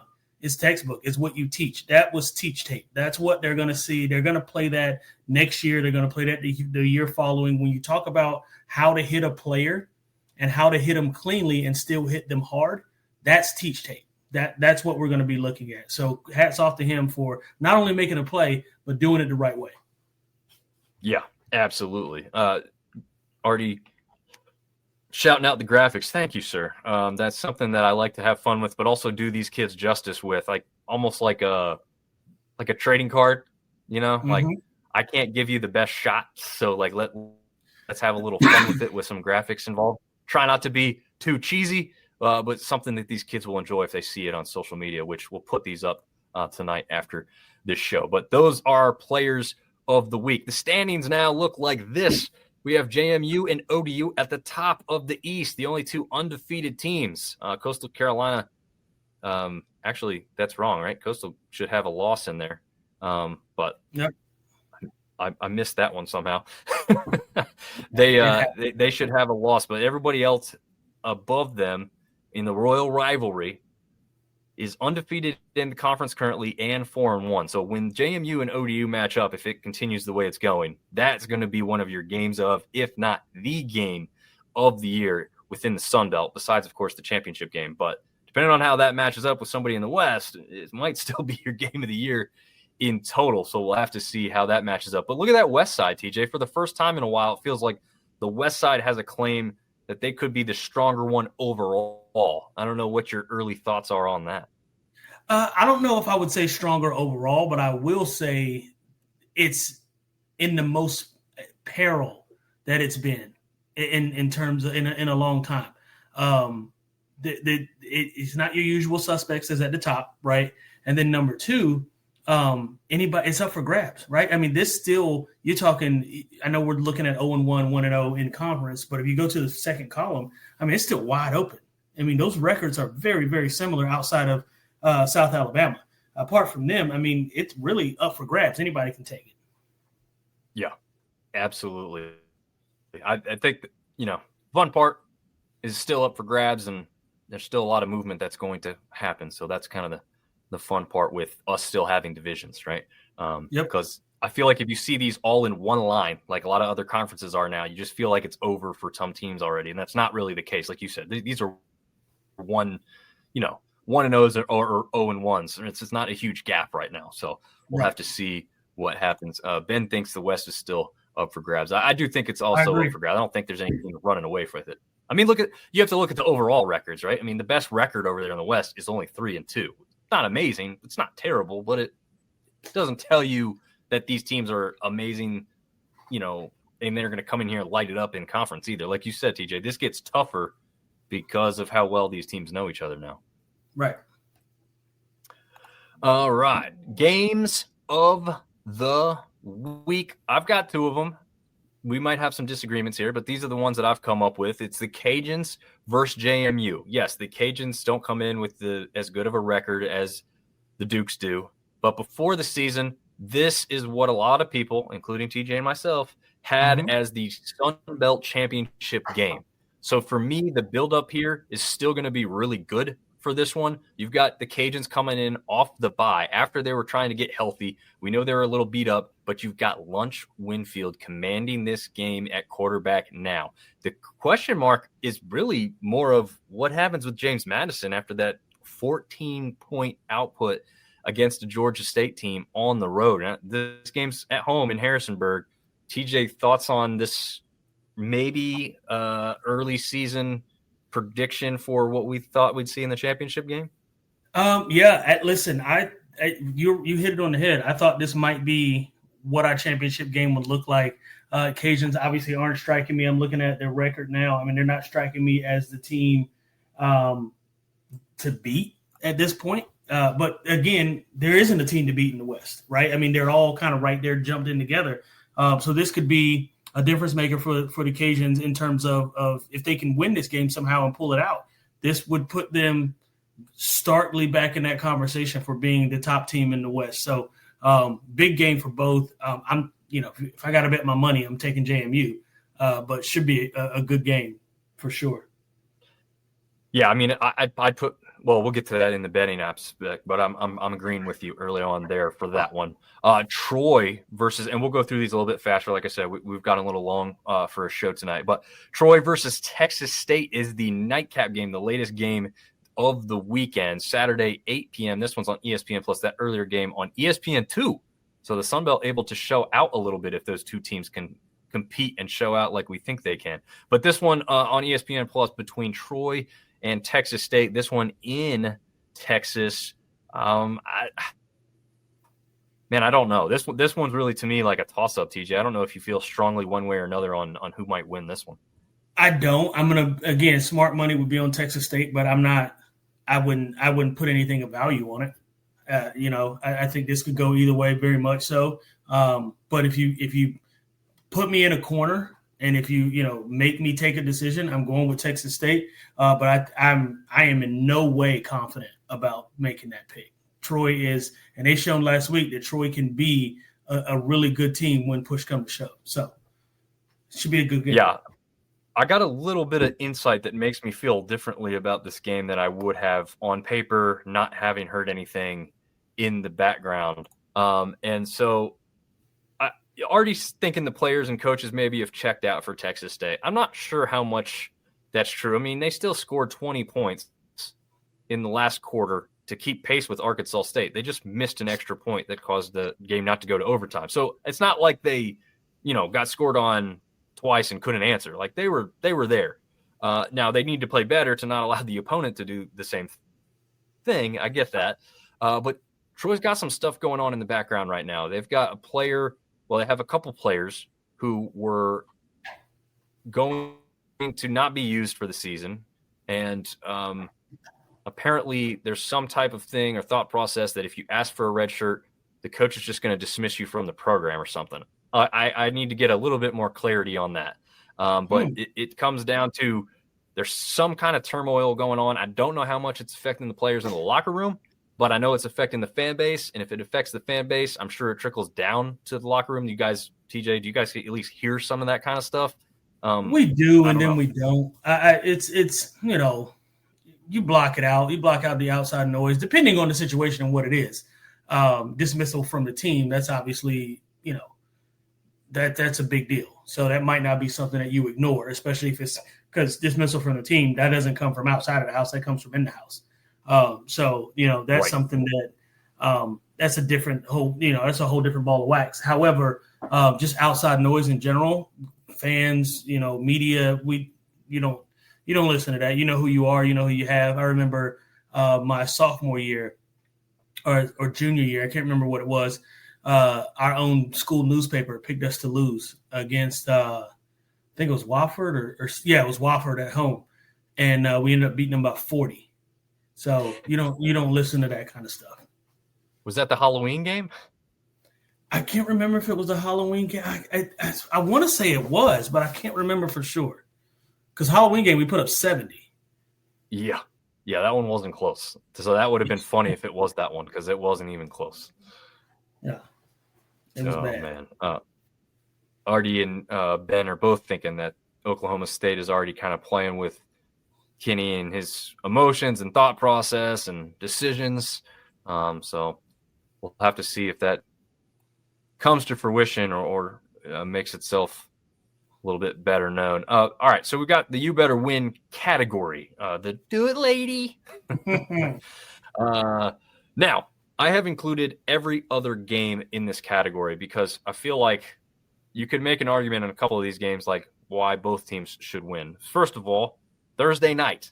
Don't miss it. We are Wednesday right now. You're either watching this live or listening to it Thursday during the day. There is a game tonight at that case at 8 p.m. Eastern, 7 Central on ESPN2. So you don't have to even get on the computer. Do it on the TV. Georgia Southern hosts Southern Miss. I'm calling it the Battle of the Birds. Pretty obvious why. We've got the Golden Eagles versus the regular Eagles. But we've got a struggling team with Georgia Southern, but they're playing host. They are the home team against Southern Miss team who has been good, but they haven't been great. I, again, can make the argument that Georgia Southern needs to win to kind of rectify what's going on right now, and Southern Miss needs to win because they need to show everyone that they're for real and they're going to battle for the top of this West. TJ, who are you leaning towards in this Thursday night battle? I think the win suits – I think the more urgency belongs to Georgia Southern. Georgia Southern has to prove that they can come back and start winning some football games. But in terms of, to your point, Southern Miss, being a real contender and people taking them serious, this is one of those wins that it matters for them. But if you're talking to me about sense of urgency, it's certainly more on Georgia Southern than it is for the Golden Eagles.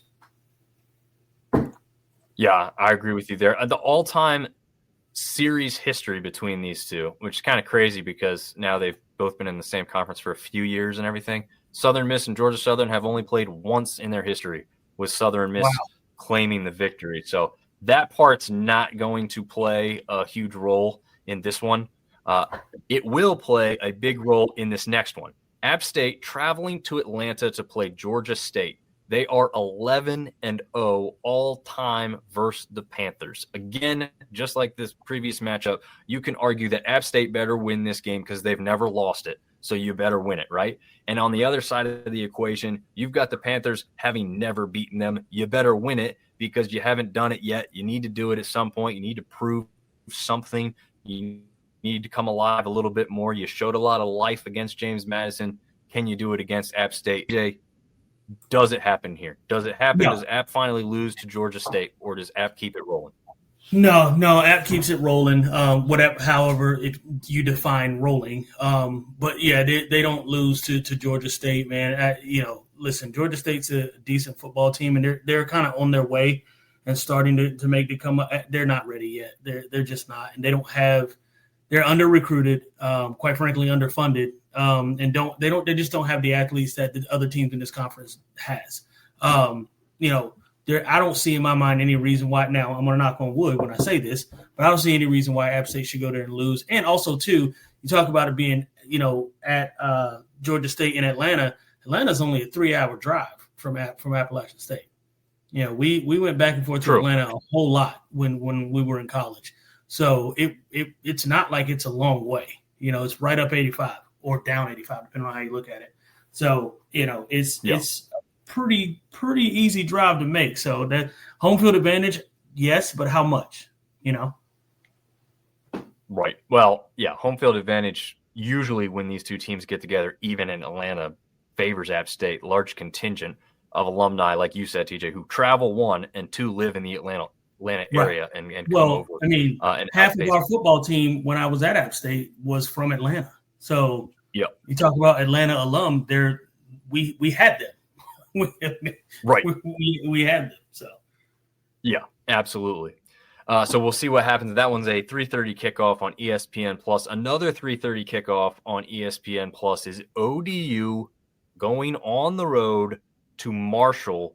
This all-time series, again, a lot of these things were before recently, but this all-time series favors Marshall 9 wins to just 1 all-time for ODU. And again, Marshall's probably been up that upper echelon when a lot of these games were played in the past, and we know ODU kind of resurrection of the football program here more recently, and then obviously with the COVID year sitting out and whatnot. But now they look like the power team in this conference at the moment. So I've got this as a must-win for ODU to continue to look the way they do, be in that conversation for a ranked team. And then on the other side of the equation, again, Marshall has got to prove otherwise. Can they do it? Can they keep winning in this series at home as they've done so often? Or does ODU continue to look like a possible ranked team, TJ? I think ODU continue it. I mean, we just talked about Colton Joseph and how good he plays football. He is going to be the difference in this football game. Marshall is a good football team. And I say good. Sometimes they're a good football team. Sometimes I don't know who the hell they are. But ODU, we know who they are all the time, and we know that Colton Joseph is one of those guys he's going to show up no matter what, and history tells us that. So, smart money is on ODU. Yeah, I do say that I want to see Artie Cat saying App State's been pumping in the noise to deal with that Georgia State crowd. We all know how loud it gets, and saying sorry, Buffalo fans. ODU wins at the little play on the bison of the thundering herd there. But yeah, my thing that I'm looking for in this is how well of a game does Carlos Del Rio Wilson play for Marshall to kind of match as best he can what Colton Joseph is doing on the other side. This one could be kind of an offensive shootout here. But we'll see if Marshall can score easily on this ODU defense. Obviously, my prediction is no, they're not going to do that very much. But they're going to get some points because this Marshall offense has been climbing the ladder a little bit. That crazy game against the Cajun notwithstanding, because, I mean, they still put up, 51 points in that 54-51 loss? Right. So, I mean, they can do this too. Will they be able to do it against a better ODU defense? will be the interesting aspect here. This last one is one that I did debate putting on the others because it's not really one that a lot of people are really up on. ULM's coming off that loss to Northwestern. They've gotten blown out against Alabama as well. But besides those two games against power opponents, they've performed just fine against teams that are like-minded or like-funded type of programs. Coastal Carolina, on the other hand, not so much. They did have that early season victory against South Alabama that was looking good until South Alabama kind of continues to lose. So not probably, I mean, it kind of fitting that it goes to the bottom of this graphic here, but ULM versus Coastal. Does Coastal show some life here, TJ, or does ULM come down here, control that clock, run that ball, and just win with a kind of that lull you to sleep style football? Man, I struggled. I struggled with this because it's honestly a toss-up for me. It could go either way. You wanna take Coastal in this game for a couple of reasons. Number one, you've seen Coastal be better, right? And you look at the football team and the talent that they have around them, and you think to yourself, man, if they could just one play here and they could just put this together there. They've got the pieces, right? And so they're just not – it's just for whatever reason it's not coming together, and I can't put my finger on it as to why it isn't. On the other hand, you've got ULM who will just quite honestly lull you to sleep. I mean, they'll run the ball and run the ball and run the ball, and just when you think they're going to run the ball again, they go right over top of your head. So it's one of those things that it can go either way. I'm not confident picking either team. I want to lean towards Coastal, but I can't confidently do it. Gotcha. I mean, you kind of want to say like the home team should be favored in this one, but we're about to see that that's not the case when we get to the betting options. The all-time seasons or the all-time series between these two teams actually favors ULM 3-2, but Coastal has 2 games in a row. The last game, though, in this, to just throw all of that out the window immediately, was played 3 years ago. So, It's not like they're coming in here having played the last year and the year before. So, right. 2 completely different teams with completely different players. Yep. Transfer portal, NIL changes all of that so much that season or the series history is only just to kind of have a note of how things are interesting because they're either lopsided or pretty close. This one's close, but not a whole lot of real recent history to lean on as far as what you're going to see in this one specifically.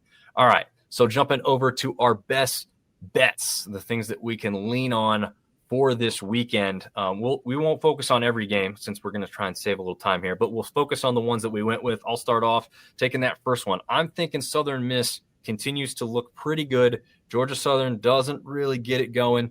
Their defense hasn't stood up enough. I feel pretty confident and comfortable saying Southern Miss can cover that 2.5-point spread against Georgia Southern there. TJ, do you want to explain why we're both high on the Cajuns against JMU in this next game?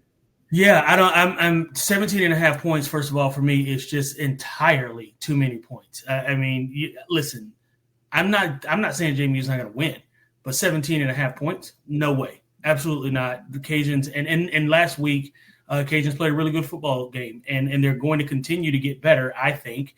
And it's one of those things where they kind of had to find their bearings, and now that they found them, I think that train is going to continue to roll. I take JMU to win.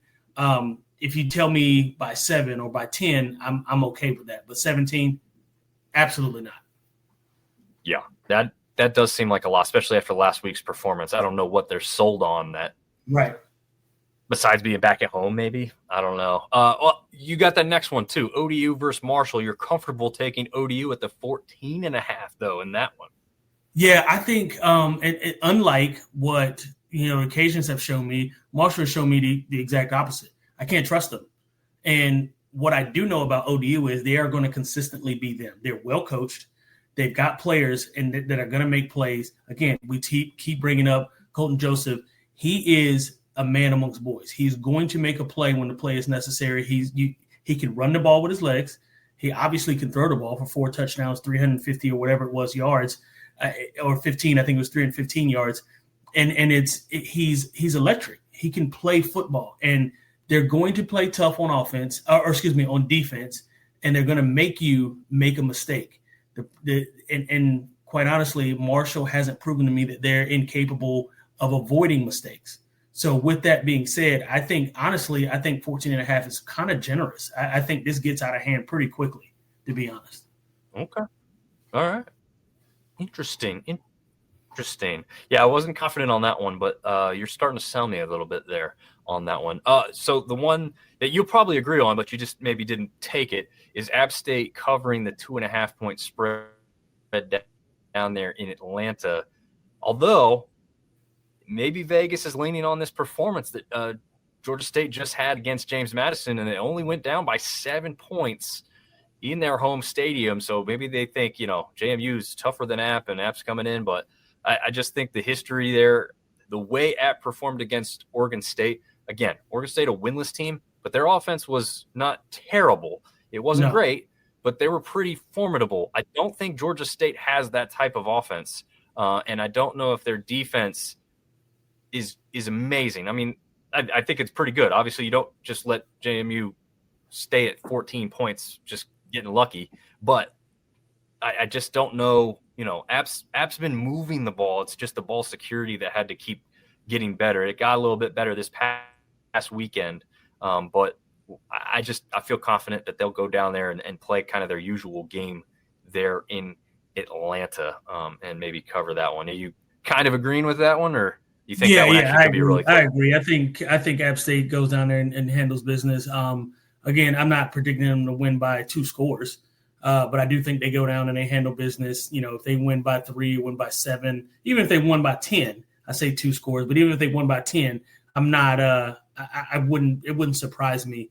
We're not by a juggernaut by any stretch. So there is that possibility that they don't win or they don't cover the spread. That said, though, I think we're and I think most people would agree that App goes down and handles business and covers the spread. Yeah. ULM versus Coastal. I'm not confident on who's going to win this game. But weirdly enough, even at the low over-under of 44.5 points, I'm not sure these two teams could combine for that many. I don't trust Coastal's offense to get much. I just don't. I don't see them scoring a bunch of points. ULM, I think, will win this game if I had to choose. But I feel very confident that neither team is going to suddenly light up the scoreboard. ULM has struggled to score points against the bigger, stronger teams. They've put up decent points against UTEP and St. Francis, but I think both of those were, the 3-4 touchdown varieties. They didn't blow anybody out of the water. So I just feel like this is going to be a low scoring affair that's going to surprise people and go under the 44.5 total, which, it's probably rare, but I feel like this is a game that could meet that. You know what? I don't disagree. I don't disagree at all. After thinking about it, I saw it earlier when you sent it over to me via text, and I was like, 44.5 seems low. I mean, that's 22 points apiece. That seems like a low, especially for a college football game of any kind, to be quite honest. Right. But when you break it down the way that you break it down, and again, we saw ULM play last week. We saw them, they're not lighting the scoreboard up. And neither are Deshaun Clear. So I don't disagree with you. That's an interesting take, though. I didn't look at it the way you laid it out for me. Now I'm kind of leaning towards your side. Yeah, and Coastal's defense does have a shutout on the season. So their offense is where they're struggling on both sides of the ball. Both sides of the equation. ULM's offense, they can run the ball. They don't really have that quick strike offensive ability. Coastal doesn't have much of an offense of any kind for whatever reason right now. So it just seems like that it's just, I could see it going under. All right, TJ, you've got the last one. Troy and Texas State. You're taking Troy to cover the spread. Yeah, I think Troy covers the spread. I think it is a pretty big gap. Wait, did I take Troy to cover the spread, or did I take? Let me see. What did I say to you? I want to make sure I'll bring it up to fact check myself here. I'll make sure I'm not screwing you up. I said I'm taking Texas State to cover. Yeah, to Texas State. Yeah, I was going to say Texas State against the spread is what I meant to say. But yeah, because 9.5 seemed like a lot of points. I do think Troy will win the game, and I think Troy's a good football team. But I think 9.5, that's 2 scores. I don't think they beat Texas State by 2 scores. I'll fix that. I'll re-release this graphic on its own for our first. I haven't done that yet, but we'll do that and see if people take a bite and see if they win some money from us. But I'll fix that going forward because it clearly says Texas State to cover, and I put it on Troy instead. I don't know if I'm seeing the T and moving it. No, you're good. Anyway, you took Texas State to cover instead of Troy, cover the spread. That's what it is. That's gonna do it, man. I'm glad you got to jump on. I'm glad that Tyler got to come on, man. I talked to them about coming on for a while, and I'm glad it finally worked out, and it kind of covered while you were getting Brody's big game in there. Yeah, man. Well, the good news is it's the last Wednesday baseball game of the season, which is great, and we only have 2 more left.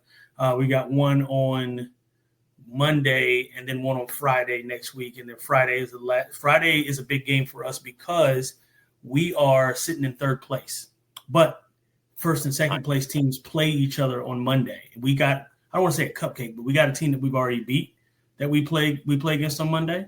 So that'll give us a win. That'll give one of them a loss. That'll move us to 2nd place. And then if it's the team that I think is going to be in 1st place, we play them on Friday. So that would be for the outright overall league 1st place. So a lot going on, man. A lot happening. Yeah, there it is. And I'm glad to hear that it's mostly successful stuff. That's always fun to hear and follow along with. I know TJ's always posting pictures of his son's athletic accolades, living vicariously through him since we can't do it anymore, right, TJ? Yeah, absolutely. I definitely can't do it anymore. I think that's so much fun to do. And obviously TJ can do a lot of stuff still. But, we aren't what we once were. How about that? So that is 100% a fact. My back right now is hurting. I don't even know what I did. I think I slept wrong. Yeah. Oh man, yeah. I gotta love those days when you don't know why something's hurting. Those are the days we're at now. Exactly. But like you said, man, it's fun to kind of watch your kids do the stuff now. It's a different feeling, but it's still fun. Artie Cat saying great show. Warren saying the same thing, man. You guys help make it. The comments coming in, we really appreciate it. It helps us keep going. Literally, as we try and go through the show, and also just in the back of our minds, we know what we're doing is working and people are liking it and tuning in. So we really appreciate it. TJ, any last words for the people before we get out of here? No, man, as always, thank you guys for tuning in. We appreciate it. And we hope to see more of you. So really keep on hanging in there with us, and we'll keep coming at you every week. Yep. And don't forget, we've got live Sunbelt action on ESPN2 Thursday night. So check it out. And we'll see you guys for the wrap show on Sunday evening. See ya.